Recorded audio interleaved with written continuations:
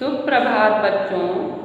15 सितंबर को मैंने आपको हिंदी महत्व के बारे में बताया था।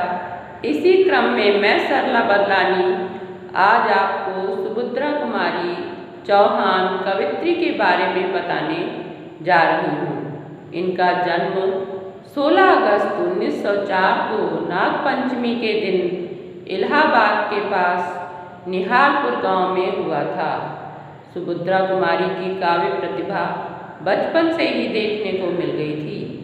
1913 में इन्होंने 9 वर्ष की अवस्था में एक कविता लिखी थी जो प्रयाग से निकलने वाली मर्यादा पत्रिका में छपी थी। यह कविता सुभद्रा कुंवरी के नाम से प्रकाशित हुई थी।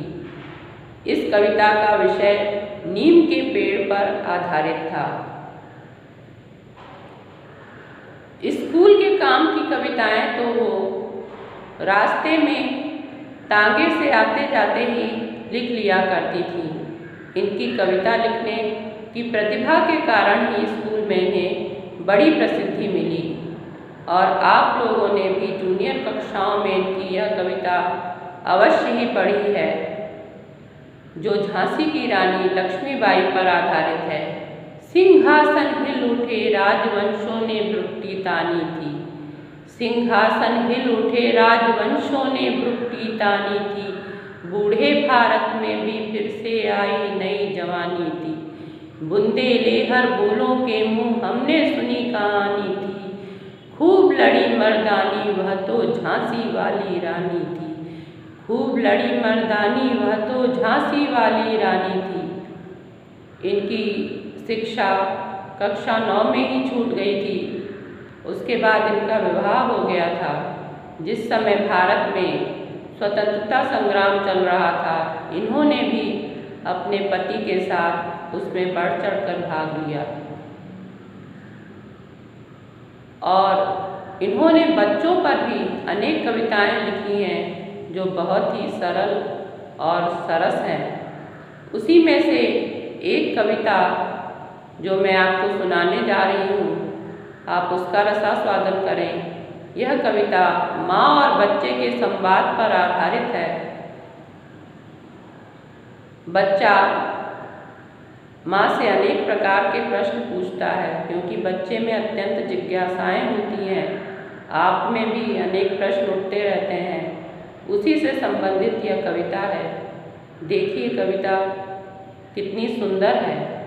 अभी अभी थी धूप, अभी अभी थी धूप, बरसने लगा कहाँ से यह पानी। अभी अभी थी धूप, बरसने लगा कहाँ से यह पानी। किसने फोड़े घड़े के बादल, की है इतनी शैतानी। किसने फोड़े घड़े के बादल, की है इतनी शैतानी। सूरज ने क्यों बंद कर लिया, सूरज ने क्यों बंद कर लिया अपने घर का दरवाजा।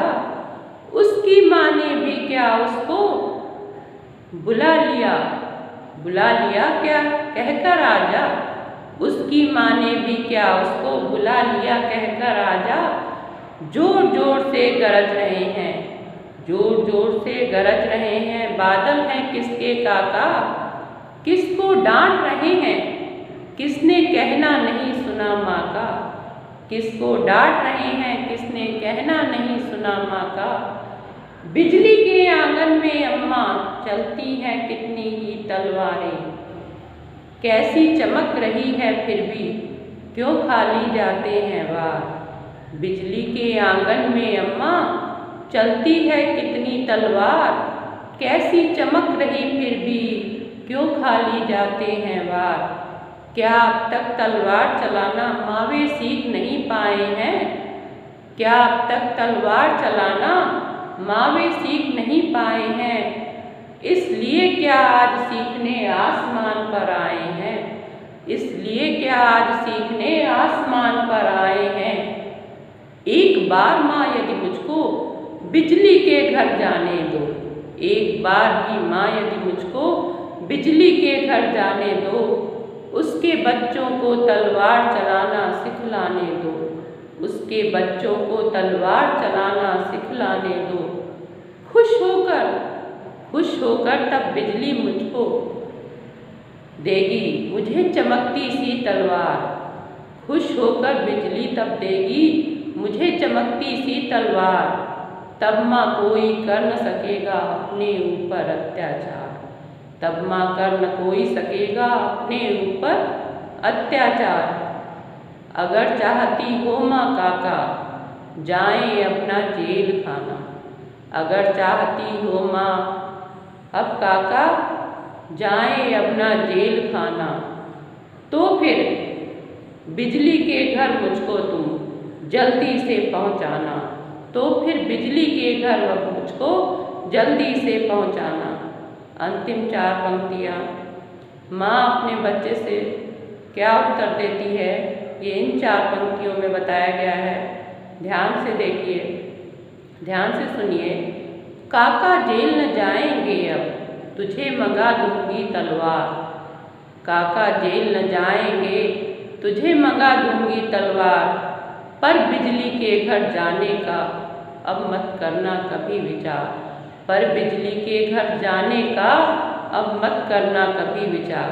तो बच्चों, आपने देखा कि कविता कितनी सरल और सरस है और माँ और बच्चे के बीच में बहुत ही सरल संवाद है, क्योंकि उस समय स्वतंत्रता संग्राम की लड़ाइयाँ चल रही थी और बच्चे अपने माँ से किस तरह प्रश्न पूछते हैं, क्योंकि बच्चों के मन में अनेक जिज्ञासाएँ होती हैं। वो प्रश्न पूछते ही रहते हैं अगर उनके सामने कोई परिस्थिति आती है। तो बच्चों, आप भी इस तरह की सरल और सरस कविताएं लिख सकते हैं अपने आसपास होने वाली घटनाओं को देखकर या अपने जीवन में होने वाली किसी घटना से प्रेरित होकर, और आप मुझे भेज सकते हैं। जय हिंद, जय भारत।